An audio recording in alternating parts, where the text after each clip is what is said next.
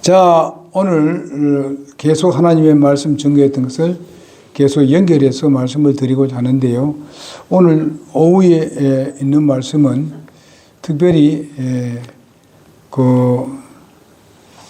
느헤미야가 아니라 죄송합니다. 사무엘하 21장 10절부터 14절까지 이렇게 한번 보겠습니다. 저기 이름 앉아주시기 바랍니다. 21장 10절에서 14절까지 봉독하겠습니다. 아이의 딸 리스바가 수확하기 시작할 때부터 하늘에서 물이 그들을 위에 쏟아질 때까지 굵은 배를 가져다가 자기를 위하여 바위 위에 펴고 낮에는 그들을 위해 공중의 새들이 앉지 못하게 하며 밤에는 들의 짐승들이 범하지 못하게 하니라. 어떤 이가 아이야의 딸 리스바 곧 사울의 첩이 행한 일을 다윗에게 고하니라. 다윗이 가서 사울의 뼈와 그의 아들 요나단에게 내 뼈를 야베스 길르앗 사람들에게서 취하였는데 전에는 블레셋 사람들이 사울을 길보아에서 죽이고 그들을 벳산 거리에 매달았을 때에 이 사람들이 그곳에서 그 뼈를 훔쳐 왔더라. 그가 거기서 사울의 뼈와 그의 아들 요나단의 뼈를 가지고 올라오매 그들이 매달린 자들의 뼈로 모아 사울과 그의 아들 요나단의 뼈와 함께 베냐민 지방 셀라에서 그의 아버지 기스의 돌무덤에 묻고 왕이 명령한 모든 것을 수행하니라. 그 뒤에 하나님께서 그 땅을 위하여 간구를 들으시니라. 이제 회복시키는 내용이 나옵니다. 그때에 여기 보면 사울이 죽었을 때에 그것이 장사되지를 못했습니다. 그래서 이제 이번 기회를 통해서 그들의 모든 가족들을 그들의 소위 말하면 사울과 그 아들의 요나단의 뼈와 함께해서 셀라에서 그의 아버지 기스의 돌무덤에 묻었다. 그러니까 온 가족을 이제 그 아버지 기스 거기에다 이제 함께 묻었던 것을 볼 수 있습니다. 사실상 그 전까지는 이 사울이 그냥 뼈가 그대로 그냥 방치되어 있었던 것을 우리가 보게 됩니다. 이런 것을 봤을 때 얼마나 사울이 하나님 앞에 잘못했기 때문에 얼마나 저주를 받았는가 하는 것을 여기서 볼 수가 있겠습니다. 너무나도 오랫동안 그렇게 머물러 있었지요. 그래서 오늘 본문 말씀을 앞에 있는 우리가 좀 한 가지를 못했는데 하나님이 만족하시는 속죄물, 그것은 뭔가 죄의 대가는 어떤 것도 만족할 만한 방법이 없습니다. 이스라엘 백성들에게는요, 그 기근을 해소하기 위해서 사울의 후손 7명이 교청을 받았습니다만은 그것은 만족할 수가 없었습니다.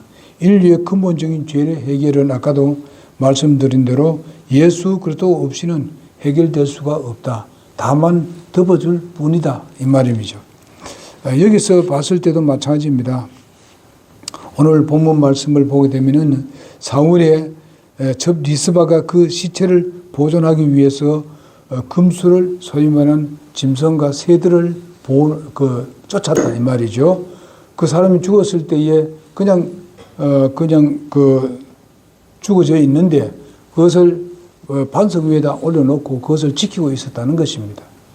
그 시체를 지키고 있었는데 거기에 짐승이 와서 그 시체를 뜯어먹지 못하도록 새들이 와서 뜯어먹지 못하도록 그렇게 했던 것을 여기서 볼 수가 있겠습니다.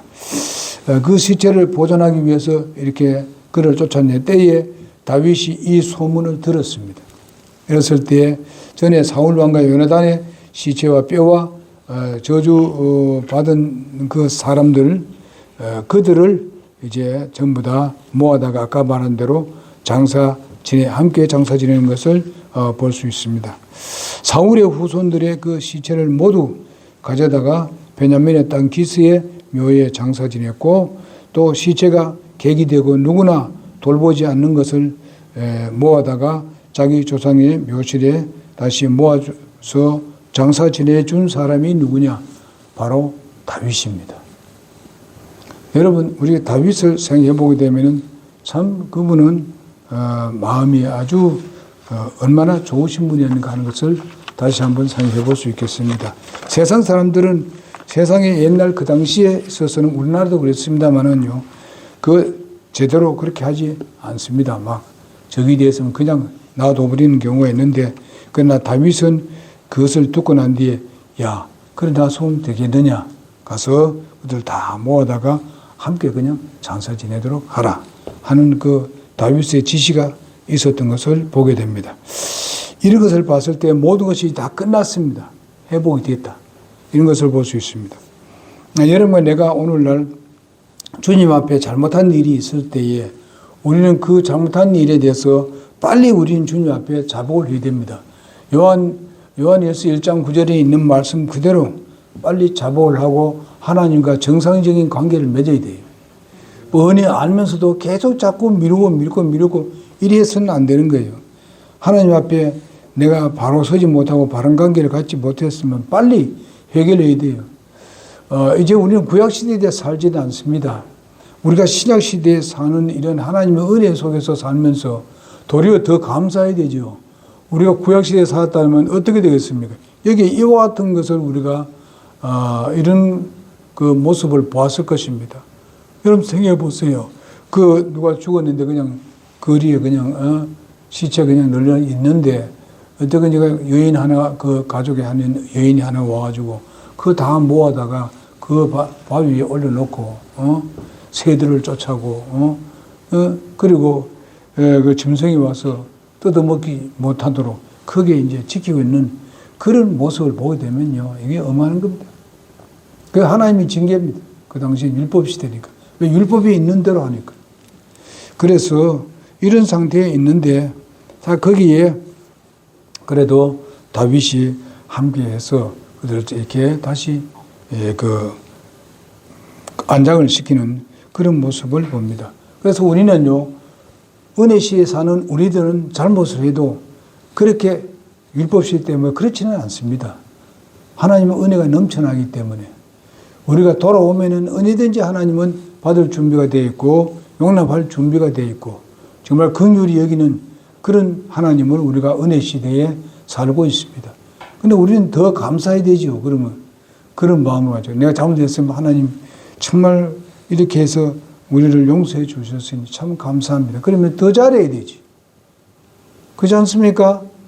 그렇게 해야 돼요. 율법 시대는 말이죠.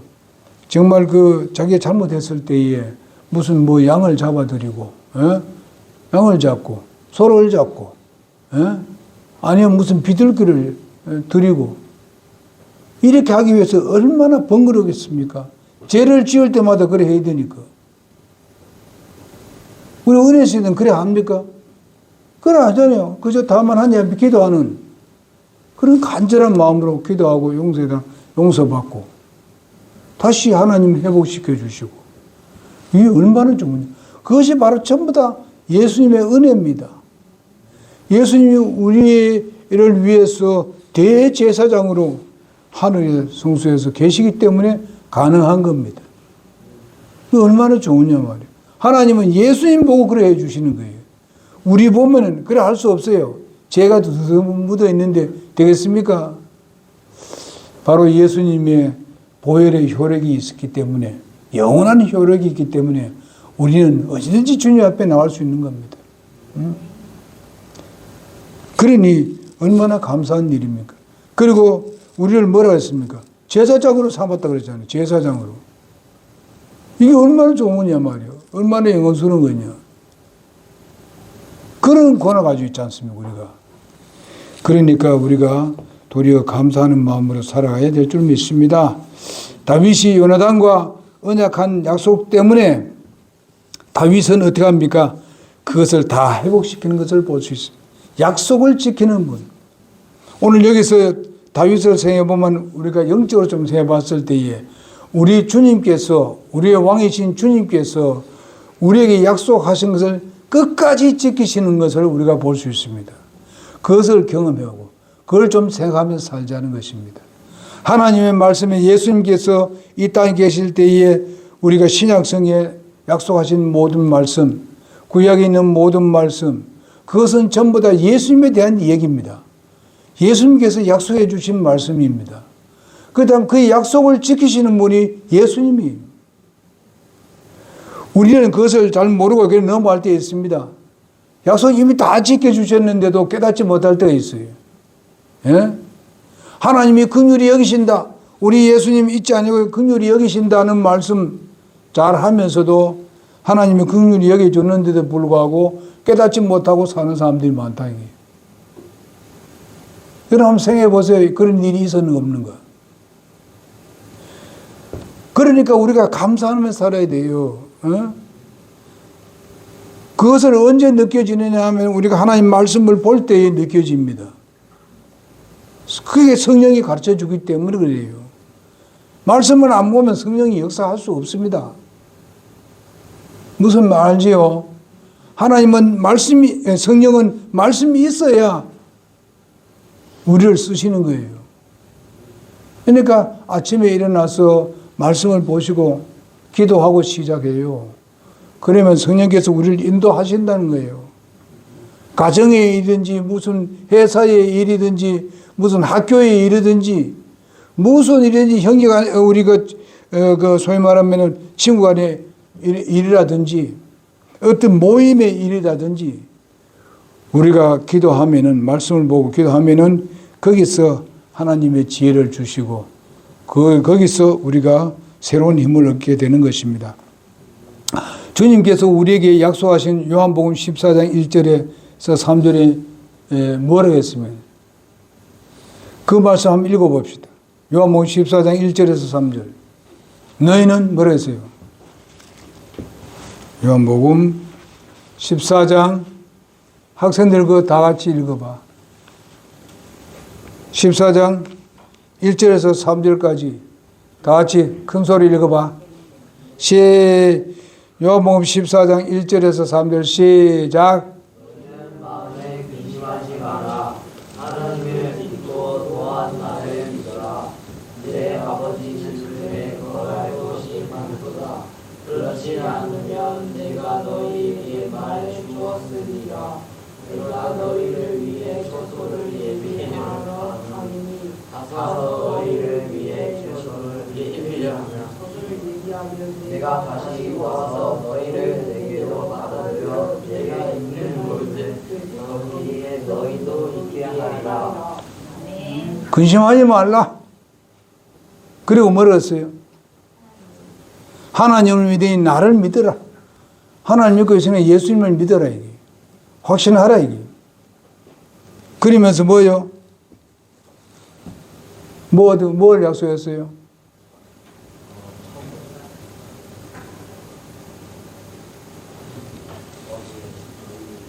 어디에 있게 한다 그랬어요?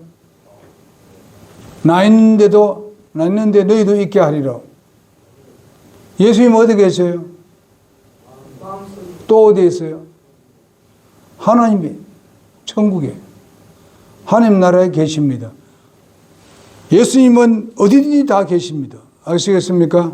시간과 공간을 초월하신 주님이십니다. 부활하신 주님. 그냥 우리 안에도 계시고 하나님 나라에 계십니다. 지금 하나님께서 예수님께서 이 부활하실 때 하나님 나라에 있을 때 가는데 네가 그렇게 하게 되면은 나 있는 곳에 너희도 있게 하리라. 그렇게 말씀해요. 너희 있을 곳도 다 예비한다 그랬잖아요. 하나님 나라. 이 세상은 우리가 영원히 있을 곳이 아니잖아요. 응? 많이 살아봤자 몇 년이에요. 요즘은 뭐 최고 많이 사는 사람들 140년 산다니. 그렇지만은 다 그런 거 아니잖아요. 보통 100년이라고 얘기합니다. 옛날엔 100년 말도 못해요. 보통 60, 70 되면 다 가요. 근데 요즘은 100살까지 산다고. 그래서 100년 시대라잖아요. 그러니까 언젠간 가야 돼. 어떤 뭐 무슨 일이 있어 또 먼저 갈 수도 있지요. 우리가 언제 갈지 몰라. 태어나기는 차례로 태어나지만은 가는 거는 차례가 아니에요. 맞아? 가는 건 차례가 없어.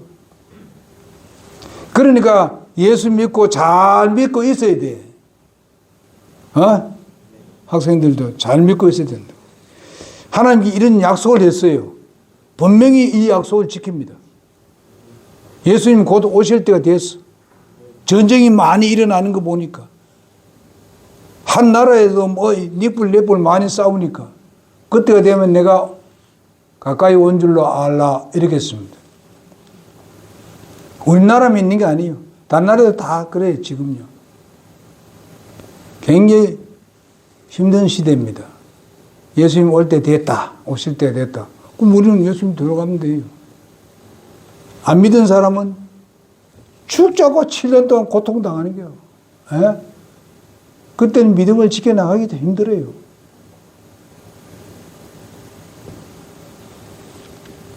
요즘 일어나는 그런 재난 이런 것들은 비교가 안 돼요. 성경에 나오잖아요. 계시록에.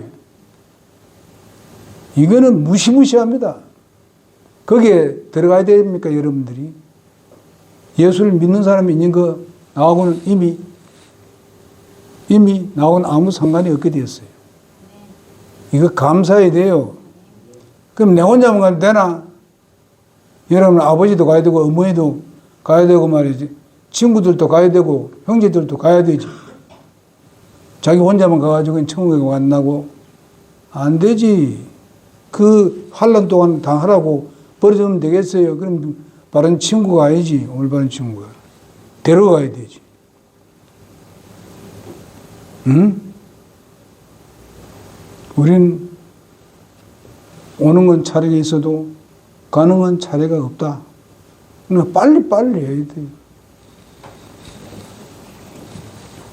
그래서 우리가 이렇게 심적으로 뭐 잘못이 있을 때에 우리는 주님 앞에 고백해야 돼요. 요한일서 1장 9절. 요한일서 1장 9절. 경태가 빨리 찾아가지고 세 사람 또 읽어봐요. 1장 9절.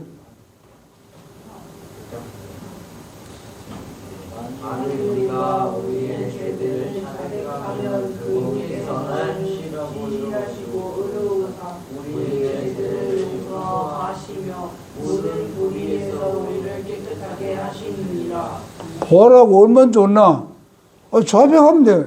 구약시대, 율법시대 뭐예요? 소를 잡아가지고, 양을 잡아가지고, 비둘기를 잡아가지고, 또 그것도 없으면 가난한 사람은 무슨 곡식을 빻아가지고 그냥 구워줘야 돼. 구워드려야 돼. 그러니까 하루에, 네 죄 지을 때마다 그거 한번 해봐.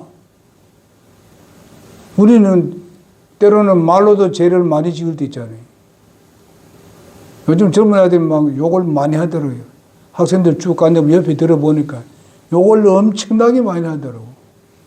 그거 할 때마다 뭐 들어보라고. 율법시대 때. 지금 은혜시대 때문에 그걸 안 해도 되잖아.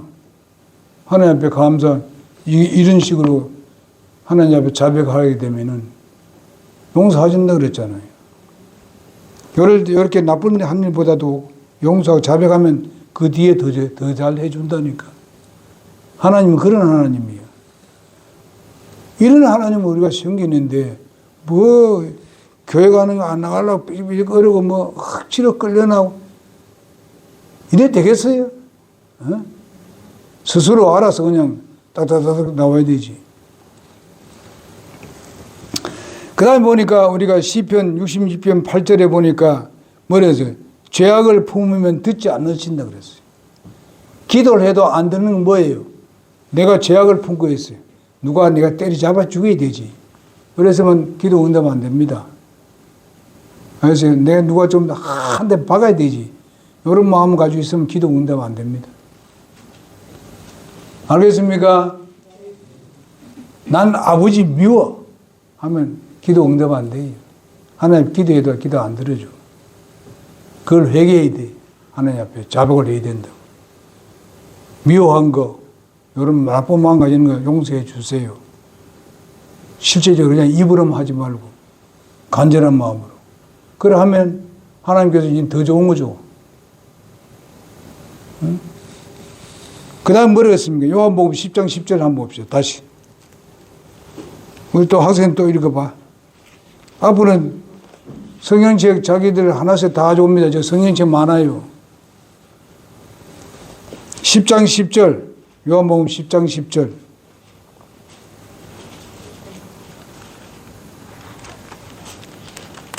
다 찾으세요.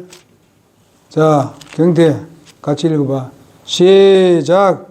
누룩이 오는 것은 다만 노릇을 하고 죽이고 멸망시키려 함이로라. 내가 온 것은 양들의 생명을 얻게 하고 또 생명을 더욱 풍성히 얻게 하려 함이라. 아멘. 하나의 양 우리를 생각한다면 도둑이 오면 양을 훔쳐가기 위해서 오지. 에? 양이 도둑놈들 오게 되면 도둑질을 하려고 오잖아. 그러나 예수님이 오신 것은 뭐요? 우리를 사람으로 양으로 비하면 양에게 뭘 주려고? 생명을 주려고. 그러나 도둑놈 와서 그저 양을 잡아서 죽이기 위해서 오지만은 이 도둑놈이 누군지 알아요? 마귀 사탄인데 그 마귀 사탄의 종이 누군지 알아요? 오늘날 이단들, 예? 그냥 나쁜 사람들, 나쁜 종교 가지고 있는 거, 이 종교, 미신 종교, 이거 전부 다 이런 사람들이에요. 저 거기 빠지면 안 돼요. 근데 예수님 오신 것은 뭐라고요? 생명을 얻게 하고 또 뭐라고 했어요? 생명을 더욱 풍성히 얻게 하라 하십니다.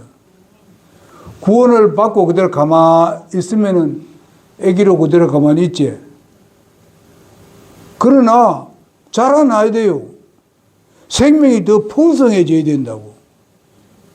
교회 나오든 뭐 자라나지 가만히 있는 사람들은 안 돼요.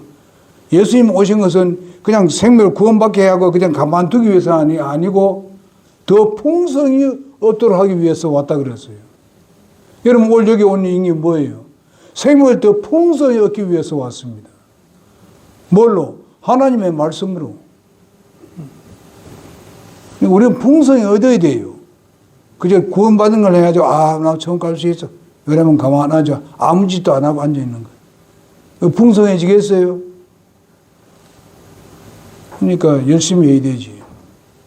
그럼 오늘 학생 지금 셋이 왔는데 내 생각에는 풍성이 지금 올 얻었어.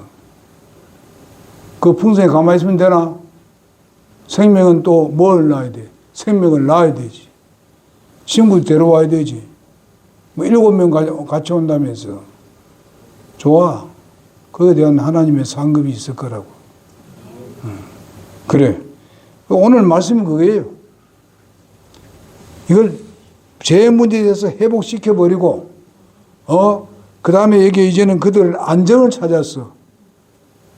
다윗의 그 왕국도 안정이 되었고, 사울의 집에 있는 것도 다 안정이 되었어, 이제는. 더 이상 이제는, 그런 것이 없을 거라고. 그래, 평안하게 되었고, 그때 기본족들도 아주 편하게 되어버렸습니다.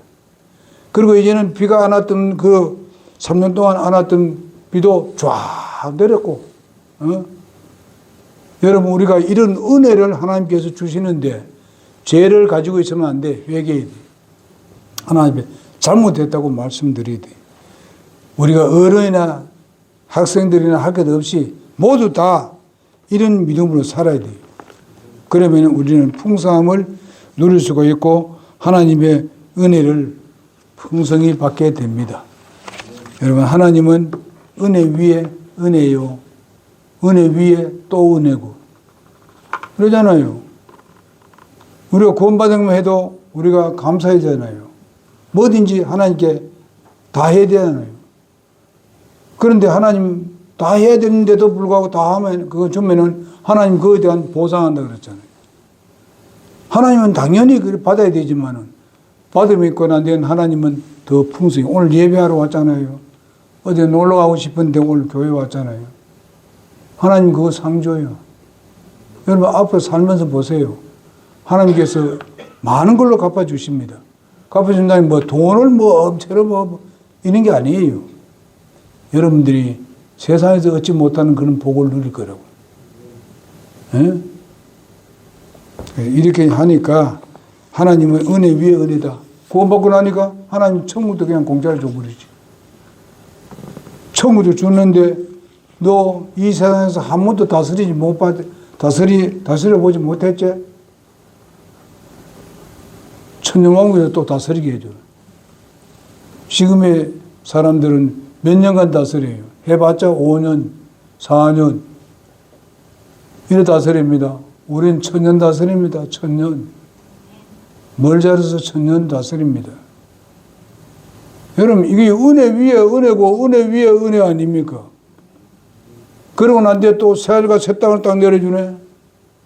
우리가 그 새 예루살렘 성에서 사네. 정말 자꾸 올라간다고. 은혜 위에 또 쌓아서 또 쌓아주고 한다고. 이건 실제 일어나는 일입니다. 그래서요, 앞으로 일어날 일들이에요. 성경은 한 번도 거짓말한 적이 없어요. 안 이루어진 게 없어요. 약속한 말씀이. 이제 안 이루어지면 곧 또 이루어질 거다 이 말이죠. 여러분, 하나님은 살아계시는 믿습니까? 하나님께서 그렇게 이루실 줄 믿습니까? 하나님 절대로 거짓말 하신 분 아니에요.